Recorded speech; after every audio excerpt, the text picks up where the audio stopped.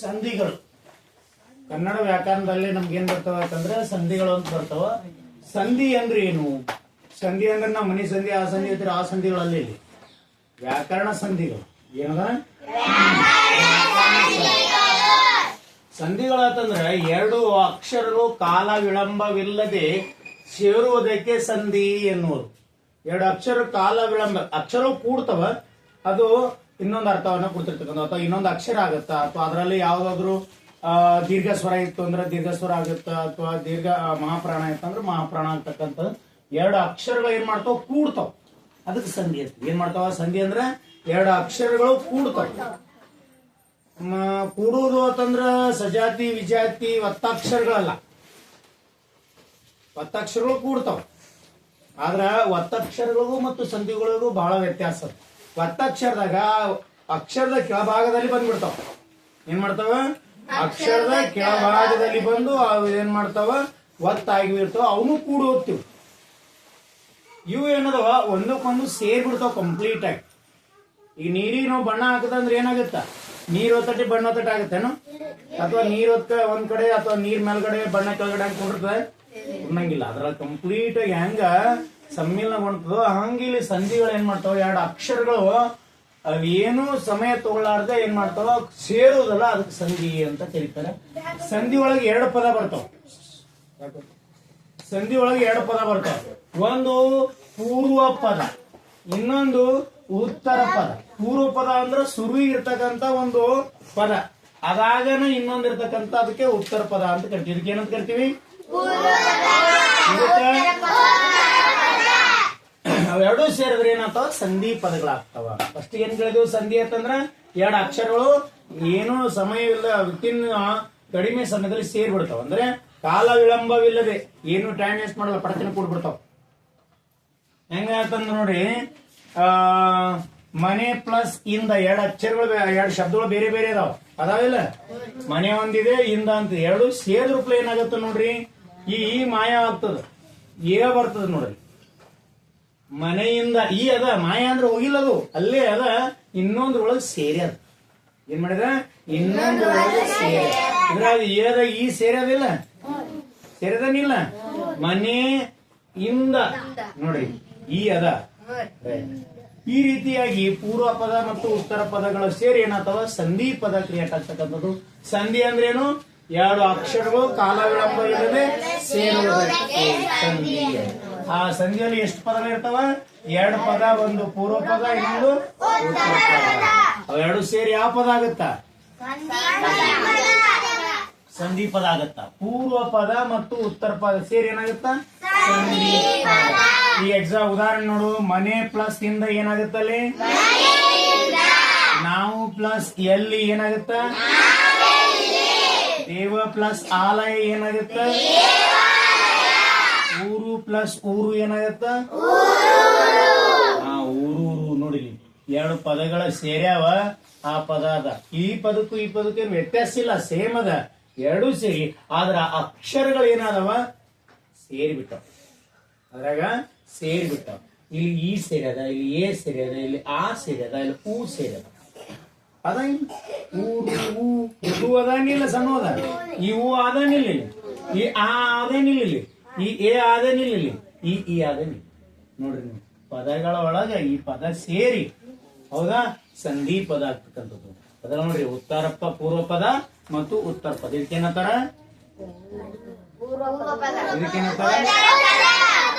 Right. ಈಗ ನೋಡಿ, ಸಂಧಿಗಳಲ್ಲಿ ಎಷ್ಟು ಪ್ರಕಾರಗಳು ಅಂತಂದ್ರ ಎರಡು ಪ್ರಕಾರ. ಸಂಧಿಗಳಲ್ಲಿ ಎಷ್ಟು ಪ್ರಕಾರಗಳು ಅಂದ್ರ ಎರಡು ಪ್ರಕಾರ. ಯಾವ್ಯಾವು ಅಂದ್ರೆ ಕನ್ನಡ ಸಂಧಿಗಳು ಮತ್ತು ಸಂಸ್ಕೃತ ಸಂಧಿಗಳು. ಕನ್ನಡದ ಬಹಳಷ್ಟು ಶಬ್ದಗಳು ಬೇರೆ ಬೇರೆ ಭಾಷೆಗಳಿಂದನೂ ಬಂದಿವೆ. ಅದರಲ್ಲಿ ಹೆಚ್ಚಿನದು ಬಂದಿರತಕ್ಕಂಥ ಯಾವ್ದು ಅಂದ್ರೆ ಸಂಸ್ಕೃತ ಪದಗಳು ಬಂದವ. ಇದೇ ಬಂದವ ಸಂಸ್ಕೃತ ಪದಗಳು. ನಾವು ಆ ಒತ್ತಾಕ್ಷರ ನೋಡ್ಬೇಕಾದ್ರೆ ಈ ಒತ್ತು ಎಲ್ಲಿದ್ ಬಂದದ ಅಂತ ನೋಡಿವಿಲ್ಲ? ಎಲ್ಲಿಂದ ಬಂದದ ಈ ಒತ್ತ? ಸಂಸ್ಕೃತದಿಂದ ಬಂದಿರ್ತಕ್ಕಂಥ. ಎಲ್ಲಿಂದ ಬಂದಿದ್ದು? ಅರ್ಕಾವಳಿ. ಆರದ ಅರ್ಕಾವಳಿ ನೋಡಿಲ್ಲ? ನಾವು ಅಕ್ಷರಗಳ ಬಿಡಿಸಿ ಬರಿಬೇಕಾದ್ರೆ ಅರ್ಕಾವಳಿ ಬಂತಂದ್ರೆ ಏನ್ ಮಾಡ್ತೀವಿ? ಅದು ಎಲ್ಲಿ ಉಚ್ಚಾರ ಆಗ್ಯದ ಅಲ್ಲೇ ಇದು ಕೊಡ್ತಕ್ಕ ಮೆಂಷನ್ ಕೊಡ್ತಕ್ಕಂಥ. ಇಲ್ಲಾದ್ರೆ ಅದು ಹೆಂಗದ ಹಂಗೆ ಇಡ್ತೀವಿ, ಹೌದಾ? ಅದು ಎಲ್ಲಿ ಉಚ್ಚಾರಣೆ ಆಗಿದೆ ಅಲ್ಲಿ ಮಾಡ್ತೀವಿ. ಎಕ್ಸ್ಪ್ಲೇನ್ ಮಾಡೋ ಮುಂದೆ ಹೇಳ ನಿಮ್ಗೆ ಅರ್ಥಾವಳಿ ಎಲ್ಲಿ ಬಳಸಬೇಕು ಅಂತಕ್ಕಂಥ. ಸಂಧಿಗಳಲ್ಲಿ ಎಷ್ಟು ಪ್ರಕಾರಗಳದಾವ? 2 ಸಂಧಿ. ಒಂದು ಓಕೆ. ಇನ್ನು ಕನ್ನಡ ಸಂಧಿಗಳು ಎಷ್ಟು ಪ್ರಕಾರಗಳು ಅಂತಂದ್ರೆ 3 ಪ್ರಕಾರ. ಕನ್ನಡದಲ್ಲಿ ಮತ್ತೆ ಎಷ್ಟು ಪ್ರಕಾರಗಳದಾವ? ಯಾವ್ಯಾವು ಅಂದ್ರೆ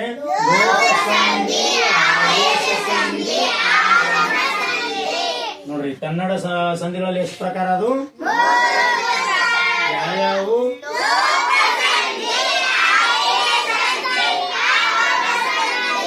ಲೋಪಸಂಧಿ, ಆದೇಶ ಸಂಧಿ, ಆಗಮ ಸಂಧಿ, 3 ಪ್ರಕಾರ. ಈ ಒಂದೇ ನೋಡೋಣ. ಲೋಪ ಅಂತಂದ್ರೆ ಏನೋ ಹೋಗುವತ್ತಂದಾಗ ಲೋಪವಾಗು, ಹಾನಿಯಾಗು, ಅಥವಾ ಅದು ಇಲ್ಲದಂತೆ ಆಗು ಅಂತ. ಲೋಪ ಸಂಧಿ ಸ್ವರದ ಮುಂದೆ ಸ್ವರವು ಬಂದು ಸಂಧಿಯಾಗುವಾಗ ಪೂರ್ವ ಪದದ ಸ್ವರವು ಲೋಪ ಆಗ್ಬಿಡ್ತದ, ಹೋಗಿಬಿಡ್ತದ. ಸ್ವರ ಎಷ್ಟವ ಸ್ವರಾಕ್ಷರಗಳು? 13. ಯಾವ್ಯಾವು?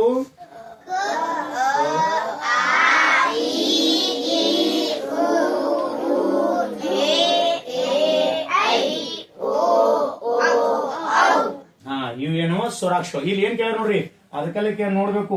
ಲೋಪ ಸಂಧಿ ಅಂದ್ರೆ ಏನು ಅಂತ ಗೊತ್ತಾಯ್ತು ಅಂದ್ರೆ ಅವ್ರು ನಿಮ್ಗೆ ಸಂಧಿ ಅಂದ್ರೆ ಏನು ಕೆಲವೊಂದು ಟೈಮ್ನ ಕೇಳ್ಬೋದು.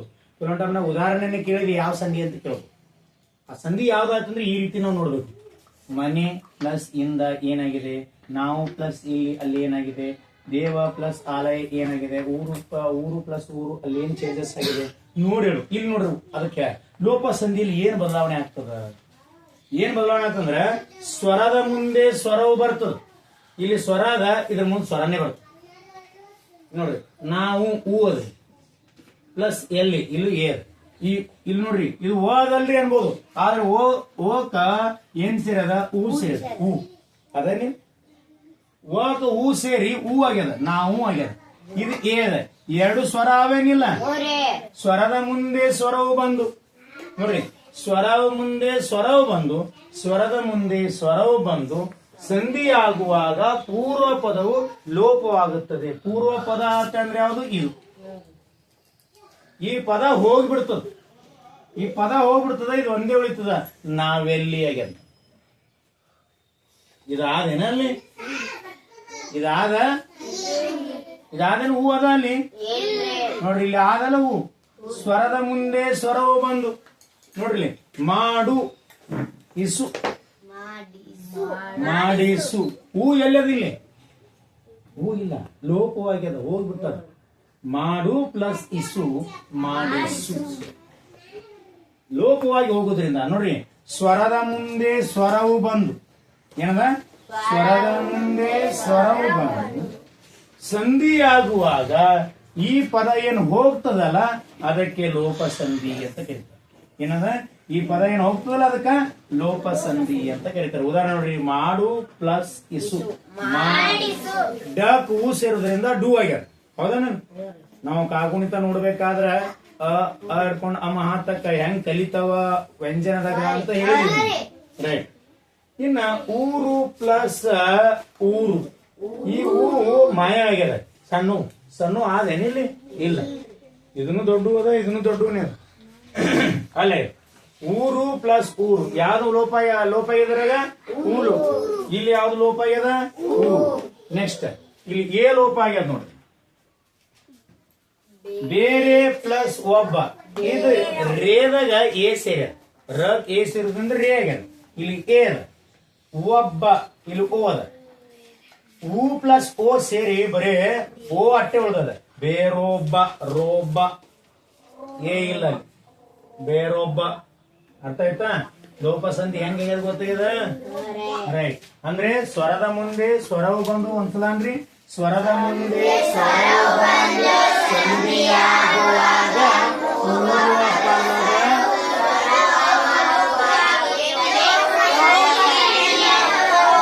ರೈಟ್, ಪೂರ್ವ ಪದದ ಸ್ವರ ಲೋಪ ಆಗುತ್ತ. ಮತ್ತೊಂದೇನು ಲೋಪ ಆಗಲ್ಲ. ಅದ್ರಾಗ ಏನಾಗತ್ತ? ಸ್ವರ ಲೋಪ ಆಗುತ್ತ. ಅದಕ್ಕೆ ಲೋಪ ಸಂಧಿ ಅಂತ ಕರೀತಾರ. ಇನ್ನೊಂದು ಬರೀಲಿ, ಆದೇಶ ಸಂಧಿ. ಎರಡನೇದು ಯಾವುದು? ಆದೇಶ ಸಂಧಿ. ಆದೇಶ ಅಂತಂದ್ರೆ, ಆದೇಶ ಅಂದ್ರೆ ಏನು? ಆರ್ಡರ್ ಕೊಡ್ತು. ನೀನು ಹಿಂಗೇ ಮಾಡ್ಬೇಕು, ನೀ ಹಿಂಗೇ ಇರ್ಬೇಕು. ಆದೇಶ ಅಂದ್ರೆ ಆಹ್ವಾನ ಆಗು. ಆದೇಶ ಕೊಡು, ಆಹ್ವಾನ ಕೊಡು, ಬಾ ನಮ್ಮ ಮನೆಗೆ ಬಾ ಅಂತ ಆದೇಶ ಬರಲೇಬೇಕು. ಇಲ್ಲೂ ಹಂಗೆ ಅದ, ಅಕ್ಷರಗಳು ಬಂದ್ಬಿಡ್ತಾವ, ಬಾ ಅಂದಿರ್ತೀವಿ. ಆದೇಶ ಸಂಧಿ, ಸಂಧಿಯಾಗುವಾಗ ಒಂದು ಅಕ್ಷರ ಹೋಗಿ ಮತ್ತೊಂದು ಅಕ್ಷರ ಬರುವುದಕ್ಕೆ ಆದೇಶ ಸಂಧಿ. ಒಂದು ಅಕ್ಷರ ಹೋಗ್ತದೆ ಇದ ಸರ್, ಮತ್ತೆ ಇಲ್ಲಿನೂ ಅಕ್ಷರ ಹೋಗ್ಯದಲ್ರಿ ಅನ್ಬೋದು, ಹೂ ಅಕ್ಷರ ಹೋಗ್ಯದ, ಮತ್ತೆ ಇಲ್ಲಿನೂ ಹೋಲಕತ್ತದಲ್ರಿ. ನೋಡೋಣ ಯಾವ ಅಕ್ಷರ ವ್ಯತ್ಯಾಸ ಹೇಳ್ತೀನಿ ನಿಮ್ಗೆ ಏನಂತ. ಆದೇಶ ಸಂಧಿ ಆಗುವಾಗ ಒಂದು ಅಕ್ಷರ ಲೋಪವಾಗಿ ಅಥವಾ ಒಂದು ಅಕ್ಷರ ಹೋಗಿ ಮತ್ತೊಂದು ಅಕ್ಷರ ಏನ್ ಬರ್ತದಲ್ಲ ಅದಕ್ಕೇನಂತೀವಿ ಆದೇಶ ಸಂಧಿ ಅಂತ ಕಂಡಿಡ್ತೀವಿ. ಹಳೆ ಪ್ಲಸ್ ಕನ್ನಡ, ಇಲ್ಲಿ ಳ ಅದ, ಇಲ್ಲಿ ಳ ಆದನು ಅದಲ್ರಿ ಸರ್, ಇಲ್ಲಿ ಕ ಆದೇನು ಗದ, ಅಂದ್ರೆ ಇಲ್ಲಿ ಕ ಹೋಗಿ ಏನ್ ಬಂದದ ಗ ಬಂದದ. ನೋಡ್ರಿ ಆದೇಶ ಸಂಧಿಯ ಏನದ ಡೆಫಿನೇಷನ್ ಏನದ ಅದ್ರ ವ್ಯಾಖ್ಯಾನ ಅಂದ್ರೆ, ಸಂಧಿ ಆಗುವಾಗ ಒಂದು ಅಕ್ಷರ ಹೋಗಿ ಮತ್ತೊಂದು ಅಕ್ಷರ ಬಂದ್ಬಿಡ್ತದ. ಅಲ್ಲಿ ಒಂದು ಅಕ್ಷರ ಹೋಗ್ತದ ಮತ್ತೊಂದು ಅಕ್ಷರ ಬರ್ತದ, ಅದಕ್ಕೆ ಏನಂತ ಕರಿತೀವಿ ಆದೇಶ ಸಂಧಿ. ಆರ್ಡರ್ ಬಂದದ, ಹೌದ್ರ? ಏನ ಆನ್ಲೈನ್ ಆರ್ಡರ್ ಮಾಡ್ತೀರಿ, ಮನಿಗೆ ಬಂದ್ಬಿಡ್ತದ, ನೀವು ಕೊಟ್ಟಿದ್ರು ಲಕ್ಕಿ ಜಾಗನ ಏನ್ ಬಂದ್ಕೊಂಡಿರ್ತದಲ್ಲಿ, ನೀವು ಏನ್ ಆರ್ಡರ್ ಮಾಡ್ತೀವಿ ಆ ವಸ್ತು ಬರ್ತದ, ಹೌದೇನಿ? ಅದಕ್ಕೆ ಆದೇಶ ಸಂಧಿ ಅಂತ ಕರಿತೀವಿ. ನೀವು ಅಂಗಡಿ ಹೋಗ್ತೀರಿ, ಒಂದ್ ಕಿಲೋ ಸಕ್ರಿ ಕೊಡು ಅಂತೀರಿ, ಅದ್ರ ಬದಲಾಗಿ ನೀವ್ ಏನ್ ಕೊಟ್ಟಿರ್ತೀರಿ, ರೊಕ್ಕ ಕೊಟ್ಟಿರ್ತೀರಿ, ಹೌದೇನಿಲ್ಲ? ಅದ್ರ ಜಾಗನ ಮತ್ತೊಂದ್ ಏನ್ ಬಂದ್ಕೊಂಡಿರ್ತದ, ಸಕ್ರಿ ಬಂದ್ಕೊಂಡಿರ್ತದ. ಇಲ್ಲ ಹಂಗೆ ಹಳೆ ಪ್ಲಸ್ ಕನ್ನಡ, ನೋಡ್ರಿ ಹಳೆಗನ್ನಡ ಅಂದ್ರೆ ಇಲ್ಲಿ ಉತ್ತರ ಪದದ ಮೊದಲನೇ ಅಕ್ಷರ ಚೇಂಜ್ ಆಗತ್ತದ. ಉತ್ತರ ಪದದ ಮೊದಲನೇ ಅಕ್ಷರ ಚೇಂಜ್ ಆಗತ್ತ ನೋಡ್ರಿ. ಕಣ್ ಪ್ಲಸ್ ಪನಿ ಅಂದ್ರ ಪ ಹೋಗುತ್ತೆ ನೋಡ್ರಿ, ಹೋಗೇ ಬಿಟ್ಟ ನೋಡ್ರಿ. ಕಂಬನಿ ಪ ಜಾಗನಾಗ ಏನ್ ಬಂದ, ಏನ್ ಬಂದ, ಬ ಬಂದದ. ಇದಕ್ ಗದಬಾದೇಶ ಸಂಧಿ ಅಂತ ಕರಿತಾರೆ. ಗದ ಬಾ, ಗದ ಬ ಚೇಂಜ್ ಆಗ್ತಾ ಹೋಗ್ತಿರ್ತಾವ, ಹೌದಾ? ಸೊ ಇಷ್ಟೇ ತಿಳ್ಕೊಡ್ರಿ. ಕ ಜಾಗನಾಗ ಏನ್ ಬಂದಲ್ಲಿ ಗ ಬಂದದ, ಆದೇಶವಾಗಿ ಮತ್ತೊಂದ್ ಬಂದದ. ಪ ಜಾಗನಾಗ ಏನ್ ಬಂದಿಲ್ಲಿ ಗ ಬಂದದ. ನೆಕ್ಸ್ಟ್ ಬೆಟ್ಟ ಪ್ಲಸ್ ತಾವರೆ, ಈ ತ ಜಾಗನಾಗ ಏನು ಬಂದದ, ದ ಬಂದದ. ಗ ದ ಏನ್ ನೋಡ್ರಿ, ಗ ದ ಬ, ಗ ದ ಬ ಗದಬಾದೇಶ ಸಂಧಿ ಅಂತ ಕರೀತಾರೆ. ಏನ್ ಕರೀತಾರ? ಆದೇಶ ಸಂಧಿ. ಆದೇಶ ಸಂಧಿ ನೋಡ್ರಿ ಹೆಂಗ್ ಬಂದ, ಗ ಬಂದದ, ದ ಬಂದದ, ಎರಡು ಬಂದವಲ್ಲ ಆದೇಶ. ಅಂದ್ರೆ ಹಳೆ ಪ್ಲಸ್ ಕನ್ನಡ ಏನಾಗತ್ತ, ಕಣ್ ಪ್ಲಸ್ ಪನಿ ಏನಾಗತ್ತ, ಬೆಟ್ಟ ಪ್ಲಸ್ ತಾವರೆ ಏನಾಗತ್ತ, ಚಳಿ ಪ್ಲಸ್ ತಾಲ ಏನಾಗತ್ತ. ನಿಮ್ಗೆ ಹಿಂಗೆ ಅದಂಗ ಕೊಡಂಗಿಲ್ಲ ಅವ್ರು. ಬೆಟ್ಟದಾವರೆ ಯಾವ ಸಂಧಿ ಅಂತ ಕೇಳ್ತಾರೆ. ಚಳಿಗಾಲ ಯಾವ ಸಂಧಿ ನೋಡಿ, ಚಳೆ ಪ್ಲಸ್ ಕಾಲ ಕ ಹೋಗಿ ಏನಾಗಿದೆ ಗ ಬಂದು. ನಿಮಗೆ ಎಲ್ಲರೇ ಸಾರಿ, ಮಳೆ ಪ್ಲಸ್ ಕಾಲ ಮಳೆಗಾಲ, ಚಳಿ ಪ್ಲಸ್ ಕಾಲ ಚಳಿಗಾಲ. ನೆಕ್ಸ್ಟ್ ಇಲ್ಲೇನ್ ಮೊದಲ ಅದಲ್ಲ ಎರಡು ಕ, ಇವ್ರ ಜಾಗನಾಗ ಏನ್ ಬರ್ತದ ಅಂತಂದ್ರೆ ಕ ಪ ಕ ಜಾಗನಾಗ ಗ ದ ಬ ಬರ್ತಕ್ಕಂಥ, ಹೌದಾ? ಅದಕ್ಕೆ ಆದೇಶ ಸಂಧಿ ಅಂತ ಕರಿತಾರೆ. ಏನಂತ ಕರೀತಾರ?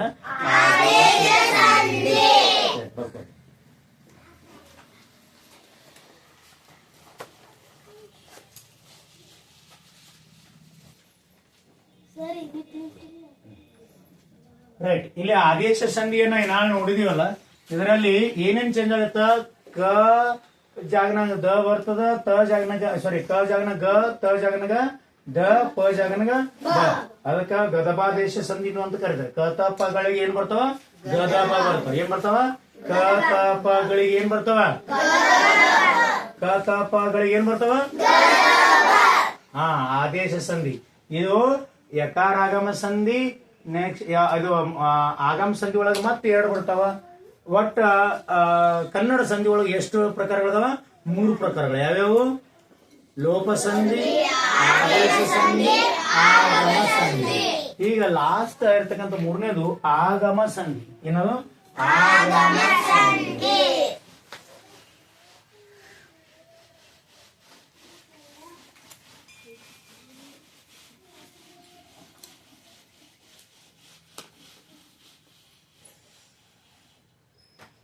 ಆಗಮ ಸಂಧಿ ಅಂದ್ರ ಆಗಮ ಅಂದ್ರ ಬರುವುದು, ಇದನ್ನು ಬರುವುದೇ.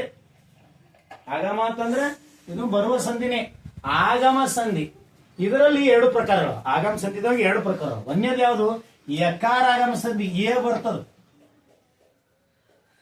ಏನ್ ಬರ್ತದ? ಎ ಬರ್ತದ. ಇದ್ರಾಗ ವಕಾರ ಆಗಮ ಸಂಧಿ ಒಳಗೆ ಏನ್ ಬರ್ತದ? ಓ ಬರ್ತದ. ನೋಡ್ರಿ, ಯಕಾರ ಆಗಮ ಸಂದ್ರೆ ಇಲ್ಲಿ ಸಂಧಿ ಆಗುವಾಗ ಏಕಾರ ಆಗಮವಾಗಿ ಬರುತ್ತದೆ. ನೋಡ್ರಿ, ಆಗಮ ನಾವು ಕರ್ಕೊಂಡ್ ಬರ್ತೀವಿ, ಆಗಮ ಬರ್ತದೆ. ಆದೇಶ ಆರ್ಡರ್, ಸಾರಿ, ಅಲ್ಲ ರೊಕ್ಕ ಆದೇಶ ಕೊಟ್ಟು ಕರೆಸ್ತೀವಿ, ಇದು ಸ್ವಾಗತ ಮಾಡಿ ತಗೋತೀವಿ, ಬರ್ತದೆ. ಹೆಂಗ ನೋಡ್ರಿ, ಮನೆ ಪ್ಲಸ್ ಇಂದ, ಇದ್ರ ಇದನ್ನು ಇರ್ತದ, ಇದನ್ನು ಇರ್ತದ. ಆಗಮ ಅಂದಾಗ ನಾವು ಇರ್ತೀವಲ್ಲ ಅಲ್ಲಿ, ಆಗಮ ಮಾಡ್ಕೋಬೇಕಾದ್ರೆ ನಾವು ಅಲ್ಲಿ ಇರ್ತೀವಿ. ಇಲ್ಲಿ ಈನು ಅದ, ಏನು ಅದ, ಎ ಬಂದದ, ಈ ಅದ. ಮತ್ತಲ್ಲಿ ಆದೇಶ ಸಂಧಿ ಒಳಗೆ ಆಗಂಗಿಲ್ಲ. ಏನಿರ್ತದ? ಕ ತ ಪ ಹೋಗ್ತಾವ. ಯಾವ ಬರ್ತಾವ ಅಲ್ಲಿ? ಗ ದ ಬ. ಅಲ್ಲಿ ಆರ್ಡರ್ ಆಗಿ ಬಂದಿರ್ತಾವ. ರೊಕ್ಕ ಹೋಗ್ತದ, ಸಕ್ರಿ ಬರ್ತದ. ಅರ್ಥ ಆಗತ್ತದ? ಆದೇಶ ಸಂಧಿ ಹಂಗಿರ್ತದ ಅಂದ್ರೆ ಆದೇಶದು ರೊಕ್ಕ ಹೋಗ್ತದ, ಸಕ್ರಿ ಬರ್ತದ. ಅಲ್ಲಿ ಕ ತ ಪಗಳು ಹೋಗ್ತಾವ, ಗ ದ ಬಗಳು ಬರ್ತಾವ. ಅರ್ಥ ಆಗತ್ತ? ಲೋಪ ಸಂಧಿ ಒಳಗ ಪೂರ್ವ ಪದದ ಏನಾಗ್ತದ? ಕೊನೆಯ ಸ್ವರ ಹೋಗ್ಬಿಡ್ತದ, ಉತ್ತರ ಪದದ ಅಟ್ಟೆ ಉಳಿದ್ಬಿಡ್ತದ. ಪೂರ್ವ ಪದ ಹೂ ಹೋಗ್ಬಿಡ್ತದ, ಉತ್ತರ ಪದದ ಸ್ವರ ಅಟ್ಟೆ ಉಳಿತದ, ಲೋಪ ಸಂಧಿ ಆಯ್ತು. ಮುಂದ ಆದೇಶ ಸಂಧಿ ಕತಾಪಗಳು ಹೋಗೇ ಬಿಡ್ತಾವ, ಗದಪಗಳು ಬಂದ್ಬಿಡ್ತಾವ. ಇನ್ನು ಆಗಮ ಅಂತಂದ್ರೆ ಇದು ಇರ್ತದ, ಅದ್ರ ಸಂಗಟ ಇದನ್ನು ಬಂದ್ಬಿಡ್ತು. ಆಗಮ ಬಂದ. ಮನೆ ಪ್ಲಸ್ ಇಂದ, ಮನೆಯಿಂದ. ಗಿಳಿ ಪ್ಲಸ್ ಅನ್ನು, ನೋಡ್ರಿ ಇಲ್ಲಿ ಅನು ಅದ, ಏನು ಬಂದದ, ಅದಕ್ಕೆ ಎ ಆಗಮ ಆಗ್ಯದ ಅಲ್ಲಿ. ನೆಕ್ಸ್ಟ್ ಪೆಟ್ಟಿಗೆ ಪ್ಲಸ್ ಅನ್ನು, ಇಲ್ಲಿ ಎ ಬಂದದ ನೋಡ್ರಿ ಇಲ್ಲೆಲ್ಲ. ಆಮೇಲೆ ಈ ಸ್ವರ ಹಂಗೆ ಅದ, ಈ ಅಕ್ಷರಗಳು ಹಂಗೆ ಅದಾವ. ಶಾಲೆ ಪ್ಲಸ್ ಅನ್ನು, ಪಾತ್ರೆ ಪ್ಲಸ್ ಅನ್ನು, ಜಸ್ಟ್ ಏನ್ ಮಾಡೋದು? ಆಗಮ ಆಗಿಬಿಟ್ಟದ. ಇನ್ನು ವಕಾರನು ಹಂಗೆ ಆಗಿರ್ತದೆ, ವಕಾರ ಆಗಮ ಸಂಧಿ. ಇಲ್ಲಿ ಸಂಧಿ ಆಗುವಾಗ ಓಕಾರವು ಆಗಮವಾಗಿ ಬರ್ತದ. ಓಕಾರವು ಏನ್ ಮಾಡ್ತದ? ಆಗಮವಾಗಿ ಬರ್ತದ. ಅದಕ್ಕೆ ವಕಾರ ಆಗಮ ಅಂತ ಕರಿತೀವಿ. ಉದಾಹರಣೆಗೆ ಪುಸ್ತಕ ಪ್ಲಸ್ ಅನ್ನು, ಓ ಬಂದದ ನೋಡಿ. ಮಗು ಪ್ಲಸ್ ಅನ್ನು, ಮರ ಪ್ಲಸ್ ಅನ್ನು, ನೆಲ ಪ್ಲಸ್ ಅನ್ನು. ರೈಟ್. ಇನ್ನು ಕನ್ನಡ ಸಂಧಿ ಒಳಗೆ ಅಷ್ಟೇ ತಿಳ್ಕೊಬೇಕದ. ಒಂದನೇದು ಲೋಪ ಸಂಧಿ. ಲೋಪ ಸಂಧಿ ಒಳಗೆ ಏನದ ಅಂತಂದ್ರೆ ಇಲ್ಲಿ ಪೂರ್ವ ಪದ ಮತ್ತು ಉತ್ತರ ಪದ, ಆಮೇಲೆ ಇದು ಸಂಧಿ ಪದ. ಹೌದಲ್ಲ?